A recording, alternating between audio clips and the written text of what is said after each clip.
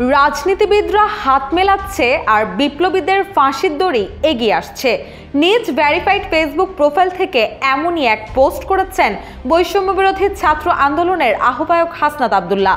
যদিও এই স্ট্যাটাস কাকে উদ্দেশ্য করে দিয়েছেন তা পরিষ্কার করেননি হাসনাত, তাই তার এই পোস্ট ঠিক কী ইঙ্গিত দিচ্ছে এমন প্রশ্নই ঘুরছে বিভিন্ন মহলে।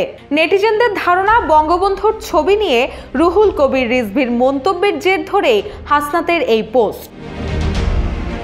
এরই মধ্যে পোস্টের বিষয়ে হাসনাত এক সংবাদ মাধ্যমকে জানান, রাজনৈতিক বন্দোবস্ত এবং ফ্যাসিবাদের বিরুদ্ধে এক দফা হয়েছিল, কিন্তু এখন দেখা যাচ্ছে রাজনৈতিক দলগুলোর সংবিধান প্রীতি।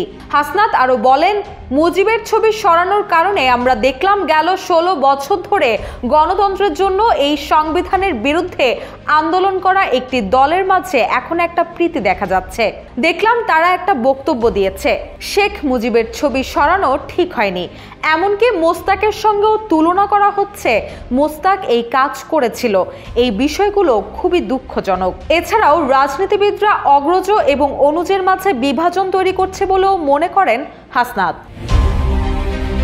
বর্তমান সংবিধানের অধীনে অন্তর্বর্তী সরকারের কর্মকাণ্ড নিয়েও অসন্তোষ প্রকাশ করে তিনি বলেন, এই সংবিধানের বিরুদ্ধে আমরা আন্দোলন করেছি, অথচ এই সংবিধানের অধীনে রাষ্ট্রপতির কাছ থেকে সরকার শপথ নিচ্ছে।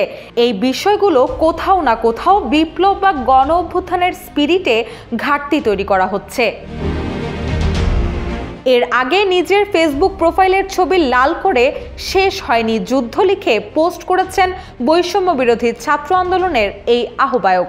গতকালও সম্প্রতি নতুন 2 উপদেষ্টা নিয়োগের বিষয়টি নিয়ে স্ট্যাটাস দেন হাসনাত আব্দুল্লাহ।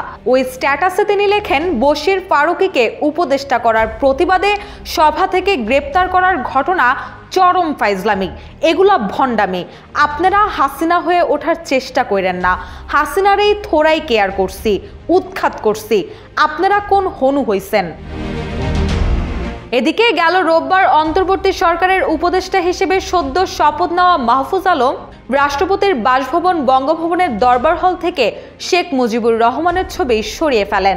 আর ওই ঘটনা নিয়ে মঙ্গলবার সকালে বিএনপির কেন্দ্রীয় কার্যালয়ে এক অনুষ্ঠানে দলটির সিনিয়র যুগ্ম মহাসচিব অ্যাডভোকেট রুহুল কবির রিজভী বলেন, জাতীয় পর্যায়ে যাদের অবদান আছে তাদের স্বীকার করতেই হবে।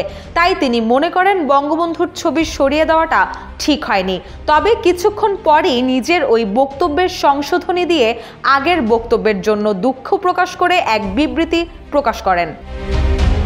রুশা সুর, জয় জয় দিন।